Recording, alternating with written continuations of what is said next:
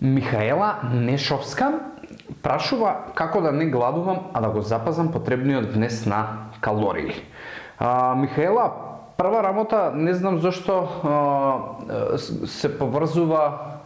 гладувањето со незапазување на калории или обратно, али разбирам која е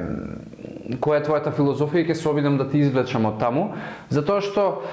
со самото тоа што не гладуваш, значи дека има голема веројатност дека запазуваш колку калории внесуваш и можеби запазуваш да има тие калории добар состав. Она зашто луѓето често се нафаќаат на гладување, односно на редукциони диети, е поради тоа што сметаат дека внесувањето на помалку калории отколку што ти треба или калориски дефицит ќе те донесе до слабење. Што е точно, но бидејќи луѓето се преоптеретени со тоа колку брзо и колку многу ќе ослабат, одат во екстреми, односно одат во калориски дефицити кои што не се одржливи на долг рок и кои што на телото може да му донесат и хронични појави, и метаболички појави и да се поремети целиот систем и целиот метаболизам. Негладувањето не значи дека ти имаш погрешна исхрана. И ова повеќето од вас го зборувате од причина што сте свесни дека прејадувањата и јадењето на многу можеби junk food, благо грицки теста попладне и навечер ви носи многу повеќе калории и при тоа телото се поправа, односно покачуваш килажа. И логиката наша у глава е дека окей, значи јас треба да гладувам попладне кога ми се кризите, да стегам заби и ништо да не јадам и така да не претерам со калории и така да слабеам. Но тука има една замка, а тоа е дека прејадувањата попладневни кои што обично луѓето ги искусуваат, не се резултат само на недостаток можеби на калории како калории,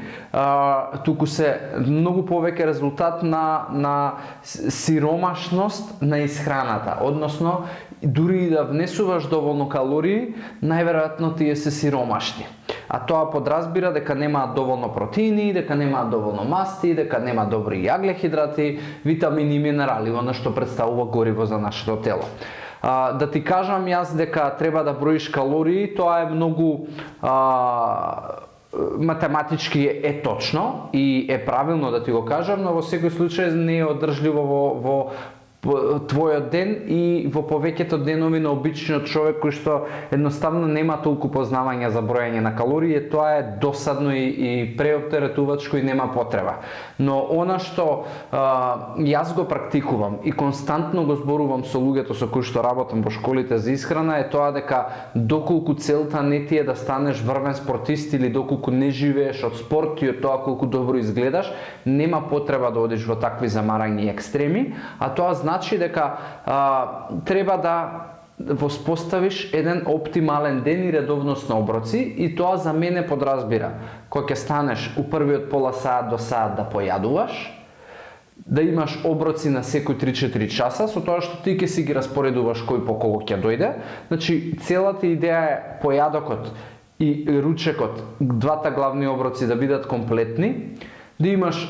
измеѓу можеби некакви меѓу оброци и да имаш вечера на крајот од денот не подоцна од 2 часа пред да легнуваш. Кога ќе имаш еден таков начин распореден на исхраната, прва работа нема да гладуваш, втора работа веројатноста дека ќе се јават кризи за благо грицки, за junk food, односно паднат шекер ќе биде многу мал и веројатноста дека хранливите вредности ќе ги задоволиш, односно хранливите